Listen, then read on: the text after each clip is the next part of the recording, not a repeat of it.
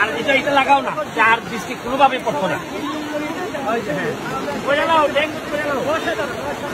ভাই আপনি বৃষ্টিতে ভিজে কেন থেকে রেইনকোট পরেছেন? আমি তো এমপি না, আমি তো ওদের ছেলে, এলাকার ছেলে হইলে এমপির কোনো বড় জিনিস না।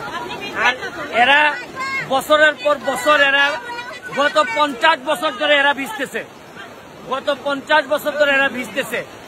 সারা জীবন এদের কাছে আমরা ভোট নিছি, শেখ হাসিনা এদের মা। তারপরে কেন আমরা একটা রেইনকোট দিতে পারবো না এদেরকে?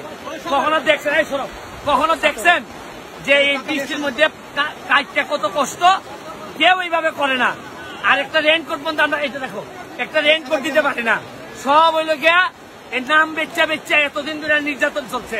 আমি যতদিন এমপি আছি আর কোন বাট পারে এখানে আইতে দিব না। যারা কাজ করে আরে কামের কাম নাই, খালি হইল গিয়া যে দিদি গো ভোট দিও গো দিদি, আর দুঃসময় একদম আসে না।